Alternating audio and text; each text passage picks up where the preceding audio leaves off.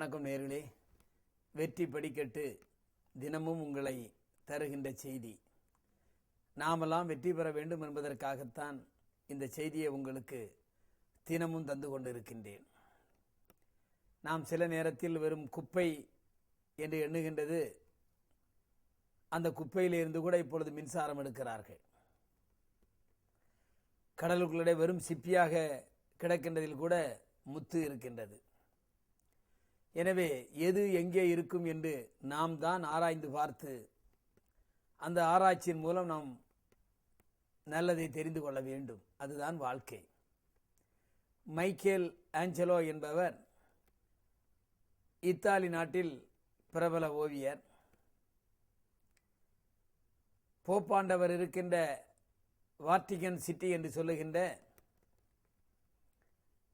அந்த அரசவைக்கு உட்பட்ட இடத்தில் இருக்கின்ற படங்களை எல்லாம் அவர்தான் வரைந்தது. மைக்கேல் ஆஞ்சலோ என்று சொன்னால் உலக பிரசித்தி பெற்ற ஓவியர்.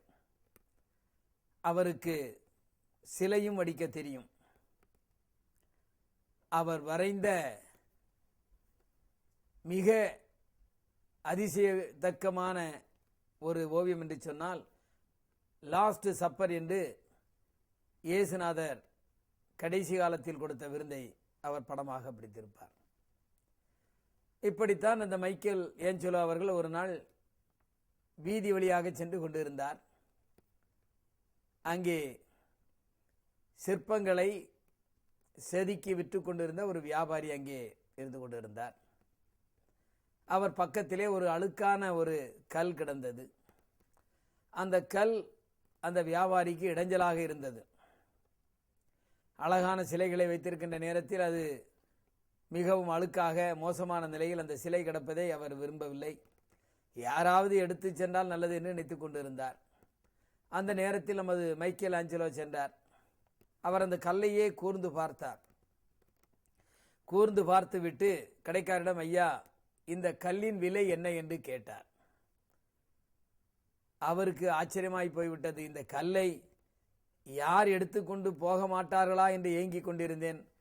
இதே ஒருத்தன் விலை கூட கேட்கிறானே என்று சொல்லி, எனக்கு விலை வேண்டாம் ஐயா, இந்த கல்லை நீங்கள் இங்கிருந்து எடுத்து சென்று விட்டால் போதும் என்று சொல்லி அந்த வியாபாரி அந்த கல்லை அவனிடம் கொடுத்து விட்டார். மைக்கேல் ஏஞ்சலோ வீட்டிற்கு கொண்டு வந்தார். நன்றாக சுத்தப்படுத்தினார்.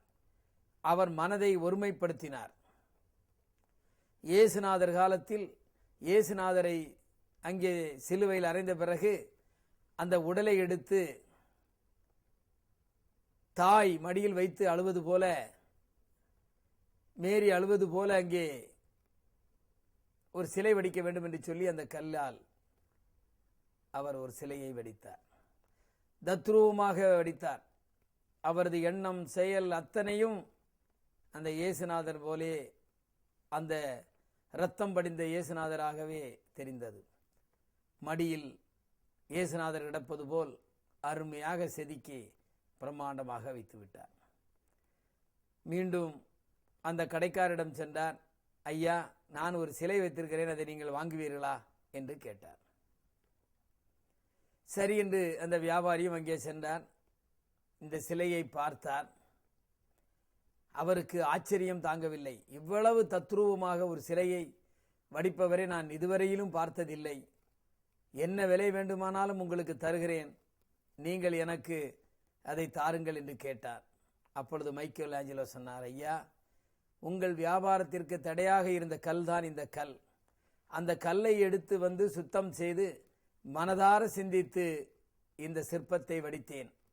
எனவே கல் எப்படி இருக்கிறது என்பதை பார்க்கக்கூடாது, கல்லின் உள்ளே என்ன செய்ய முடியும் என்றுதான் நாம் பார்க்க வேண்டும். எனவே தேவையற்ற பகுதிகளை நீக்கி சுத்தம் படித்து இவ்வளவு அழகான சிலையை நான் வடித்தேன் என்று சொன்னார். அந்த வியாபாரியும் மகிழ்ச்சியுடன் அந்த இதை வாங்கி சென்றார். இதிலே இருந்து நாம் ஒன்றை புரிந்து கொள்ள வேண்டும். சாதாரண குப்பையிலே இருக்கின்ற அந்த செய்தித்தாளில் நல்ல செய்தி இருக்கும். அந்த குப்பைத்தாள் தானே என்று நாம் பார்ப்போம், அங்கே அருமையான செய்தி இருக்கும். பழைய காலத்தில் உள்ள செய்திகளை பத்திரிகைகளில் 50 ஆண்டுகளுக்கு முன்பு அச்சிட்டது கூட நம்ம கையில் கிடைக்கும். எந்த ஒரு சூழ்நிலையிலும் அதில் என்ன நல்லது இருக்கிறது, அதை எப்படி நல்லவையாக படைக்கலாம் என்று நாம் சிந்தித்தால் வாழ்க்கையில் நிச்சயம் வெற்றி பெறலாம். மைக்கேல் ஆஞ்சலோ அந்த கல்லுக்குள்ளே இயேசுநாதரையும் மேரியும் பார்த்தது போல் எல்லோரும் பார்க்க வேண்டும் என்று சொல்லி மீண்டும் உங்களை நாளை சந்திக்கின்றேன். நன்றி, வணக்கம்.